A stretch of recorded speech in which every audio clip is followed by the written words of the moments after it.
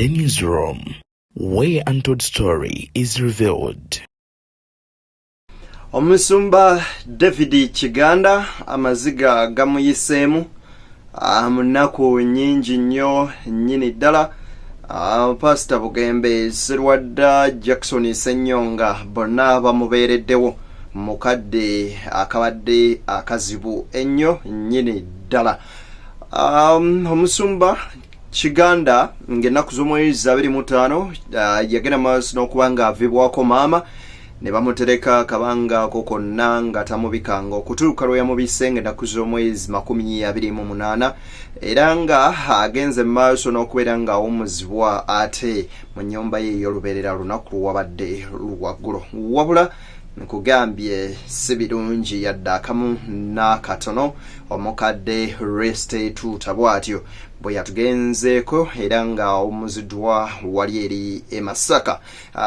Kankwekoko ku bigambo bino bambi Musumba David Kiganda ng'ayita mu mbeera etali nnyangu yadde akamu n'akeddagala.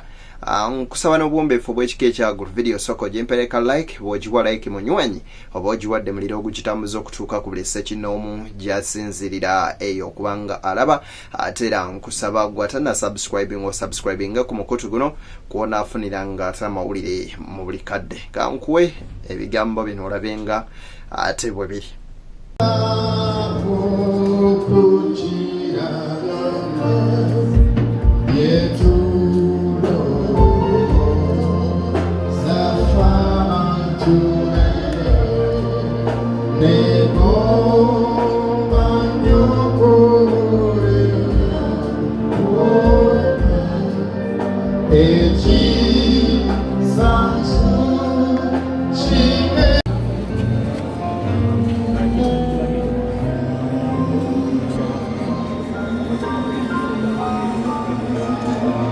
After the Lord Mayor, we are going to see Bishop Patrick Musoke and then Pastor Wilson Bugembe. Tulioketwanirize Bishop Patrick Musoke and Pastor Wilson Bugembe.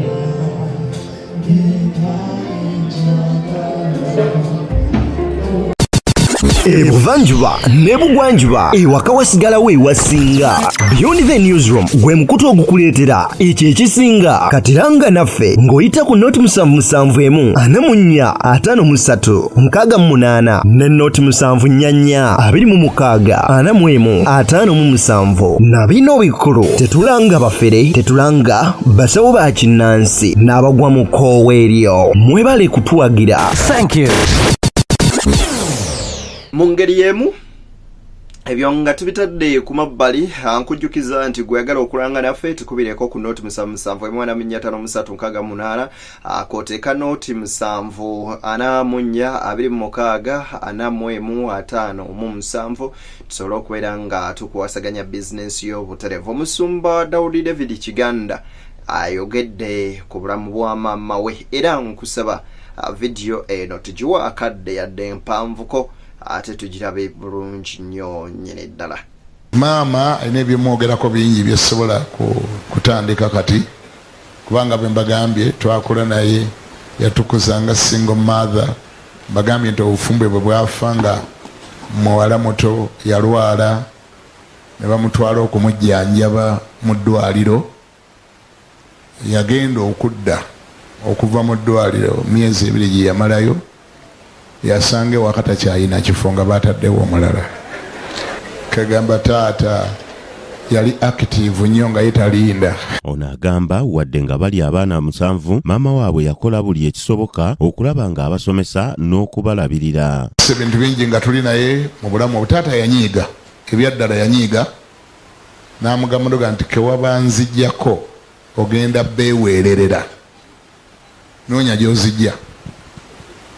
Bye babawulidde nti maama yali mupambanyi alinnya ebiroole atambuza emivumba kola ki buli mwe yagukola. Bishop agamba yabayigiriza okukola ku myaka emito ddala emirimu egy'enjawulo ekibayambye okwebeezaawo. Mujjukirako nti yansomesa okukola. Mujjukira nga omugugo gwe babagambye ogwendiba otagugudde nali mpeza emyaka ndoza nga 12 13 yantwala mu katale awo mu Nnyendo n'asaba omukyala bamuyitanga Nantale yasalanga biwago bya matooke, yagulanga ettooke eddamba n'alisalasalangamu ebiwago n'abitunda. Olwo maama ali mu mivumba, ntera muyambako olusi ku weekend ne tugenda ffene Katovu mu katale luddawa. Naye agenda okwanga ssente zimukendeddeko naga naye omwana ono ku myaka 13 nyina omuyigiriza okukola. N'antwala n'annyanjulya omukyala Nantale n'amusaba nti mbadde nkusaba oyigiriza omwana wange ono okusala ebiwago. Era nze gwe mulimu gwe natandikirako okukola. Ate nali nkyasoma naye nga nyiza okusala ebiwago. Naye mujjukira nga yamusaba era ne mbisala ne mbitundamu okumala akabanga. Ate nga bwe tusoma ffene bwe twabanga tusoma maama yatuyigiriza okukola nti tewagendanga ku ssomero nga toyina njugu. Ono atubuulidde nti omugenzi yali yafa ng'ennaku z'omwezi 25 ku Ssekukkulu wabula yali yasaba okuziikibwa mu kitiibwa nga y'ensonga lwaki tebaamubikirawo. Nno mwabadde bafunyemu akanyiigo nti lwaki twalwawo okubabikira. Twali tugezaako okwegattagatta tukole maama kye yayagala. Yali ayagala omukolo ogufaananako nga bwe guti. Era bw'osisinkana anyiize nnyo naga naye lwaki tebaatubikira mangu ago, lwaki tebamwanguyo omuziika. Omuzze ebbali n'omubuuza nti baba kugukuwa omulambo ogwo ekyo ekikoleddwa gwe wali osobola okukikola. Omulabirizi atubuulidde nti omukadde Nampijja waaviiridde mu bulamu bw'ensi eno nga mulokole ddala nga yalaama obutamwabiza lumbe wabula omusika we bamulagirewo ku mbaga ye envannyuma. Kambifunze bwe nti maama oyo okufaananako abantu abasinga obungi abali wano, njagala okwebaza Mukama Katonda nti maama omu naafudde mulokole nga bwe mulidde bamwogerako ate nga mulokole nnyo.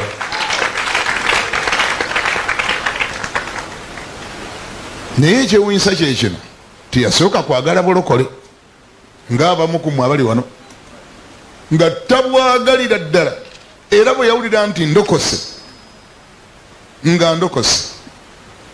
Dokita Sserwadde ono n'omutuma omugenzidde obalabye ekkubo be baali babuulira enjiri Owino. Okumanya yalokoka simanyi kojja Fred bw'ogenda kukikola kuba ffe yaleka atugambye ate nga birina ku vidiyo n'agamba bwe nfanga olumala okuziika nga muteekako omusika wange. Biri ku vidiyo, tubirina ku vidiyo. Kati kojja Fred taata kintu ky'olwanagana nakyo kinene, mpozi olumba n'olutwala oddwabya naye bwe lutaakwabikire gwe onoomanya. Mukamwana w'omugenzi omusumba Cindy Kiganda asiimye omukisa gwe yafuna okulabirira ku nnazaala we. A mother and a daughter.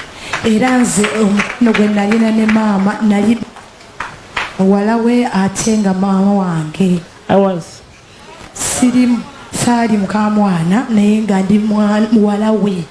Because she really loved me. We had one challenge of the language. But as time goes on, I kept on learning Luganda and I can hear, but speaking was hard.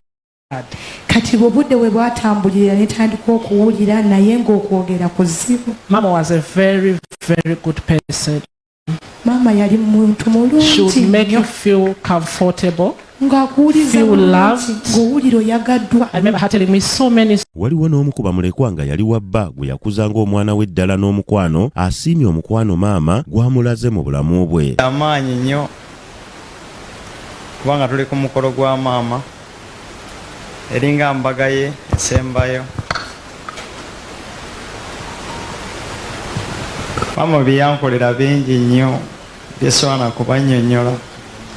Ate era maama abadde mukwano gwange nnyo ekitali kubanga nze mbadde nga ntuuka ku maama oluusi nga alumizibwa nze ne baganda ngaawo bonna oluusi nga mbasanzeewo ne baŋŋamba maama ono yagaana n'okuseka ennaku zino mukamba muzibu naye nga wentuukawo nga alina okuseka. Ebyo byonna bye babiteredde kubanga mba nze maama bulaza wange abadde ng'amulabirira buli kimu ng'era amuwa ssente buli kimu kyayagala naye ng'era kayitamu n'ankubira essimu nanga Sande soko mpeereze ku ssente nze neerireko.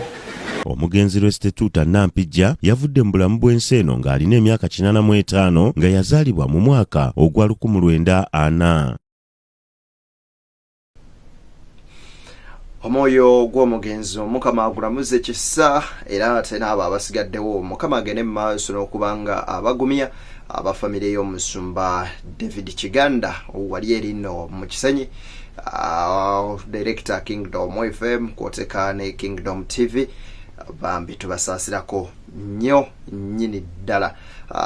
Kambasibulire wano tusinkane nga Mungu akkiriza wabula video gyempereka like yo sharing leka ate ne muno asobola okubeera nga agyeba bulungi. Nze Deni 225 tugenda maaso n'okubeera nga tukola ekisoboka okuba nga tukuwa empeereza esinga okuba ey'omulembe ennyo nnyini ddala.